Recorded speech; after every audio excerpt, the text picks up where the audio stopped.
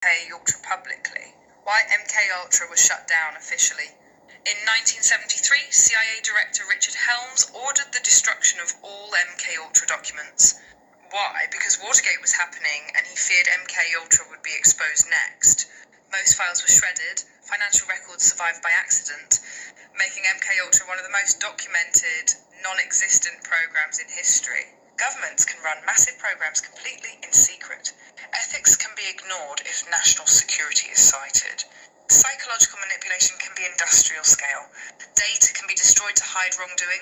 People in power can operate with zero accountability. Yeah. What MKUltra showed us wasn't just what they did, it showed us what they're capable of. And that's why people still talk about it today, because once a government admits to experimenting on its own citizens, people start asking what else was buried. Officially, MKUltra ended in 1973 when CIA Director Richard Helms ordered all files destroyed. But let's be clear, it wasn't because the experiment stopped working.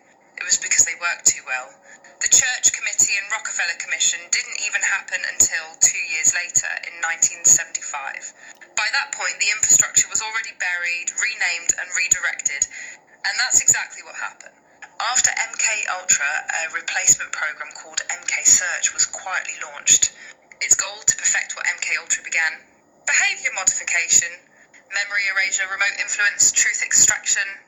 The project was smaller, harder to trace, and funded through even more fragmented contracts. Meanwhile, new programs with names like Artichoke, Bluebird, Stargate sprang up in different departments. Different names, same goals. Stargate sprang up in different departments. While MKUltra focused on individuals, Operation Mockingbird targeted the masses. It placed CIA assets inside newsrooms, TV networks, Hollywood studios, magazines, and publishers to shape public opinion, bury certain stories, and steer culture. MKUltra rewired minds. Mockingbird rewired the world.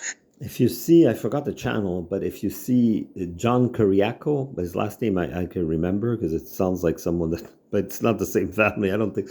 But this guy, he's an ex-CIA employee, and he talks about this, and he confirms a lot of what she says. But then again, you could do the research. She did it. We know from the Senate reports that the CIA experimented on children, including those in state care, used prisoners without consent, targeted mental hospital patients, and in some cases targeted their own agents. But here's what's buried in the documents.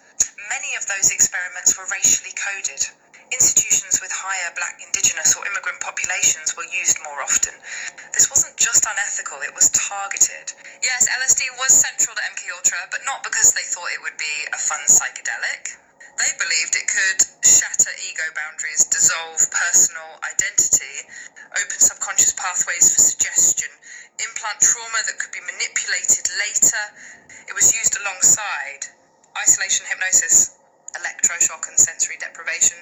One test subject was dosed with LSD for 174 consecutive days. Another was forced into a medically induced coma for weeks with audio played on a loop. All of it real, all of it documented. Some survivors of MKUltra and its sub-projects later came forward.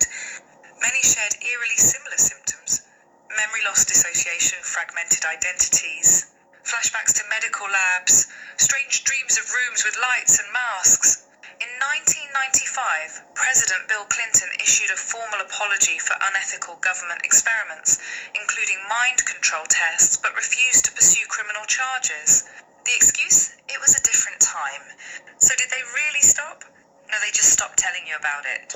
Modern methods don't need LSD or something. I can guarantee you, I can't vouch for the methods of products, but I guarantee you they follow me and they torture me. That is what I can guarantee.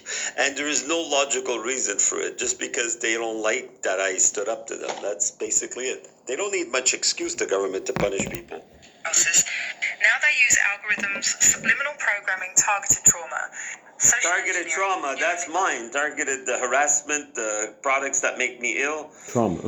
Stick triggers, virtual stimulation, media pattern reinforcement, reward, punishment cycles, and tech. They learned they no longer need to break your mind with drugs. They can just feed it the right sequence of code.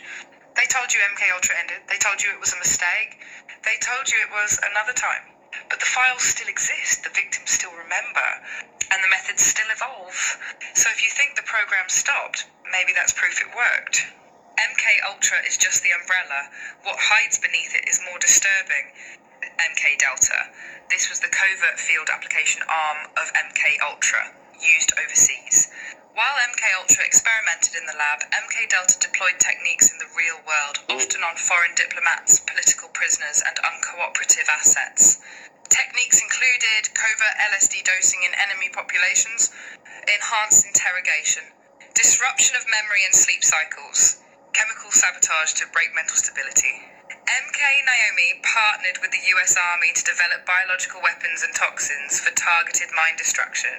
Some records say they were creating substances to mimic natural diseases, but trigger psychiatric collapse. One substance was described in the files as a way to induce insanity without detection. All of this was real, filed, I wonder, documented. In 1977, during the Senate hearings, officials confirmed... If I show this, whatever they haven't done yet, they might be motivated to do it. That's why I'm scared to report this. Because this is what they do to me. They constantly keep me with the trauma. For sure, they're doing something similar to MK Ultra to me. Obviously, you see the police always there. That's already trauma, no? That's PTSD. What did I do to deserve the police up my ass day after day? Over 80 institutions were involved. Many participants were never informed they were part of the experiments. Some deaths occurred due to LSD and trauma. The United States government conducted illegal and unethical experiments on unwitting citizens, and even today we do not know the full extent. Why don't we know? Because most of the documents were destroyed, the survivors silenced, ignored, discredited.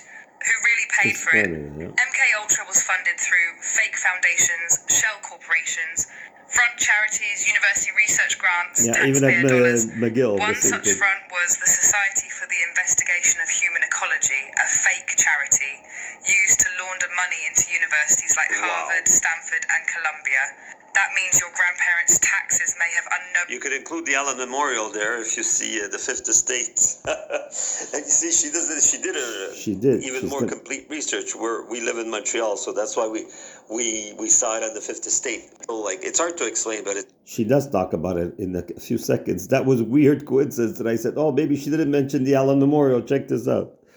That's how I know that I know intuitively who does the right research. But the idea that it's my water, I can't guess. Montreal. Victims included mothers with postpartum depression, people with minor anxiety, children. They were put into chemically induced comas, played loops of recorded phrases for days, given huge doses of LSD, administered electroshock therapy far beyond safe limits. Some lost their ability to speak, read, or remember their families. Many were never the same again. These are real people, and no one went to jail. Long before brain chips, the CIA was obsessed with remote control. I don't know when I freak out over here because... One of the worst MK Ultra atrocities happened in Canada. See? This girl knows her stuff. I said she didn't do that much research. I researched the Allen Memorial. This is it. So this is what I mean is I am naturally navigating towards people that do good research. She does good research. 1950s and 60s, psychiatrist Dr. Ewan Cameron, funded by the CIA through MK Ultra, ran brutal therapy at the Allen Memorial Institute in Montreal. Victims included mothers with postpartum depression, people with minor anxiety, children. They were put into chemically induced comas, played loops of recorded phrases for days, given huge doses of LSD, administered electroshock therapy far beyond safe limits. Some lost their ability to speak, read, or remember their families. Many were never the same again. These are real people, and no one went to jail. Long before brain chips, the CIA was obsessed with remote control without tech implants. One 1954 MK Ultra document reads, "Can we alter perception without the subject's knowledge at distance through encoded stimuli?" That's 1954. They were already experimenting with subaudible frequency messaging, visual triggers embedded in images, word pattern loops that caused confusion or compliance, hypnotic suggestion combined with real-world anchors. Today we call that algorithmic suggestion. Back then, they were just doing it in analog. The goal, control without consent. They don't need white coats and LSD anymore.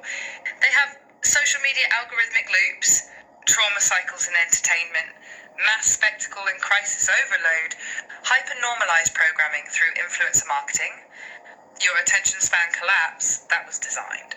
Your sudden doom, scrolling, glitching, forgetting why you even opened the app. That's not a bug, it's a feature.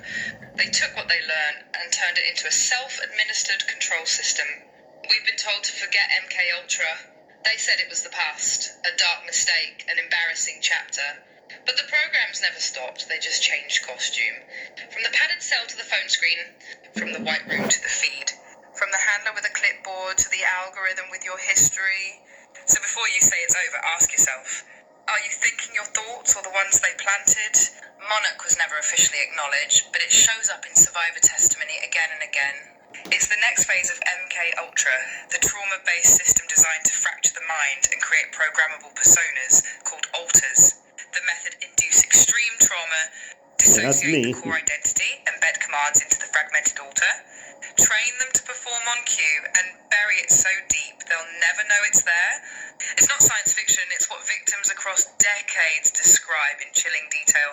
They talk about cages, electrodes, mirrors, triggers programming scripts, animal masks at ritual abuse, doctors in lab coats giving them candy after torment. And it's always the same words. They made me forget until I didn't. Why are there MK motifs in cartoons? Split mirrors, alters, waking up, memory wipes, butterflies as friends, dissociative themes, talking dolls giving commands, repetitive spiral symbols, because early programming is the most effective, and they're catching kids before the soul anchor is fully formed. Some researchers believe children born to MK families are programmed from the womb with sound patterns, trauma events, and trigger toys. Every generation gets slicker, smoother programming, less blurred, more colours, but the outcome is the same. Obedient minds, fragmented souls, perfect followers. If you think this is just about the past, you've missed the trap. Because MK Ultra and Monarch were beta tests. What's next is synthetic loyalty via neural interfaces, behavioural reinforcement systems, microdosing without consent, frequency-based mood control, AI-assisted identity fragmentation, biofeedback training through headsets and games. You're not choosing this path, you're being steered into it. And once the fragments are locked to networked environments, the soul loses autonomy. That's the final trap. They say MK Ultra ended. They say Monarch never existed. They say we're imagining the glitches, the symbols, the switches, the code. But you've seen the eyes change. You've felt the cold presence in some performers. You've watched the rebirths that felt more like replacements. You've seen it everywhere. The Monarch butterfly. But why? Because the Monarch caterpillar literally destroys itself in the cocoon, liquefying its old form, before being rebuilt into something new. Just like trauma-based programming, just like alters, just like celebrities reborn after a breakdown, they're telling you what they did right in the open, but you only notice if you've survived it. You've seen them shaving their heads, glitching on live TV, speaking in different voices, wearing checkerboard rooms and butterfly motifs, collapsing and coming back changed. And they tell you it's mental health, it's rehab, it's a comeback. But what if it's a reprogramming cycle? What if these breakdowns are triggered resets when the system malfunctions or the alter bleeds through? We're not naming names on YouTube, but if you've watched the signs, you already know. The handlers, the symbols, the shows. This isn't fame, it's containment. And you know, this is about more than experiments, it's about the war for the soul. The ones who fractured first are now being used to fracture others. But the cycle breaks with you, you who remember, you who see. You who feel something wrong in the feed, in the fame, in the face behind the screen.